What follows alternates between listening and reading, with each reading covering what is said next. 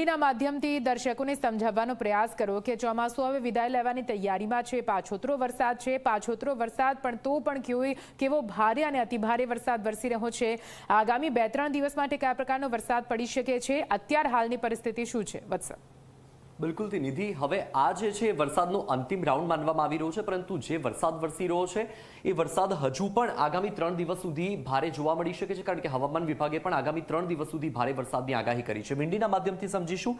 સૌથી પહેલા દર્શકોને એ સમજાવી દઈએ કે જે આ વરસાદ પડી રહ્યો છે તે શેના કારણે છે, કઈ સિસ્ટમ છે। તો સાયક્લોનિક સર્ક્યુલેશન છે એ સિસ્ટમ મહારાષ્ટ્રમાં સક્રિય થઈ છે। અહીંયા તમે જોઈ શકો છો કે નાસિક અને ઇગતપુરીની આસપાસ આ સિસ્ટમનું જોર વધારે જોવા મળી રહ્યું છે અને તેની સીધી અસર છે એ ગુજરાતને થવાની છે।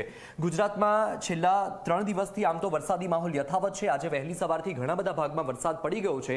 સવારે 6 થી લઈને અત્યારે 12 વાગ્યા સુધીમાં 86 તાલુકામાં વરસાદ પડી ગયો અને એમાં પણ ખાસ કરીને સાગબારા, નર્મદાનું સાગબારા કે જ્યાં 4.5 ઇંચ વરસાદ પડી ગયો। હવે આપણે બીજા મોડલથી સમજીએ વરસાદની સ્થિતિ કે કેટલો વરસાદ પડવાનો છે।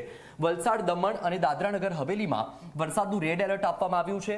તેની સાથે જ સુરત, તાપી, નવસારી, ડાંગ અને અમરેલી કે જ્યાં વરસાદનું ઓરેન્જ એલર્ટ છે। ગીર સોમનાથ અને ભાવનગર, ભરૂચ, આણંદ, અમદાવાદ અને નર્મદા અને છોટાઉદેપુર અહીંયા વરસાદનું યેલો એલર્ટ છે। હવે તમે જુઓ કે મહારાષ્ટ્રમાં જે સાયક્લોનિક સર્ક્યુલેશન સક્રિય છે તેની અસર સીધી ગુજરાતને થવાની છે અને તેના કારણે જે વલસાડ અને વાપી, દમણ એટલે કે જે મહારાષ્ટ્રને અડીને આવેલો જે ભાગ છે ત્યાં વરસાદનું રેડ એલર્ટ છે। હવે આ બપોરનો સમય છે, તમે જુઓ કે આ જે ભાગ છે ત્યાં ભારે વરસાદ જોવા મળી રહ્યો છે।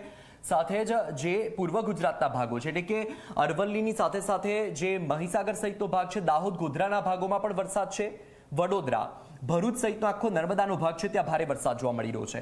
હવે આ જે અસર છે સિસ્ટમની અરબી સમુદ્રમાં પણ જોવા મળી રહી છે, તેના કારણે સૌરાષ્ટ્રના જે ભાગો છે, હવામાન વિભાગ દ્વારા જે કહેવામાં આવ્યું છે દક્ષિણ ગુજરાત અને સૌરાષ્ટ્રના જે ભાગો છે ત્યાં ભારે વરસાદ પડવાનો છે। સાથે જ કેટલાક ભાગોમાં થંડરસ્ટોર્મ એક્ટિવિટી સાથે વરસાદ થવાનો છે, એટલે કે ગાજવીજ અને પવન સાથે વરસાદ પડશે। હવે તમે જુઓ કે આજે ઝિગઝેગ દર્શાવી રહ્યું છે, એટલે કે અમદાવાદ સહિત ઉત્તર ગુજરાતનો જે ભાગ છે ત્યાં ભારે વરસાદ છે। હવે આપણે થોડો સમય આગળ લઈ જઈએ એટલે આપણને એ પણ ખબર પડી જાય કે રાતના સમયે શું પરિસ્થિતિ રહેવાની છે। તમે જુઓ કે સમય આગળ લઈ ગયા તો સૌરાષ્ટ્ર અને મધ્ય ગુજરાત અને દક્ષિણ ગુજરાતનો જે ભાગ છે એ ભાગમાં ભારે વરસાદ જોવા મળી રહી છે અને સાથે થંડરસ્ટોર્મ એક્ટિવિટી પણ જોવા મળી રહી છે। એટલે કે બિલકુલ નિધિ, આજનો જે આખો દિવસ છે અને રાત્રે પણ વરસાદી માહોલ યથાવત રહેશે। બિલકુલથી અસલ પૂરી માહિતી માટે આભાર। તો હાલ તો વરસાદને લઈને 3 દિવસની આગાહી છે ને તે જ રીતે પૂરા રાજ્ય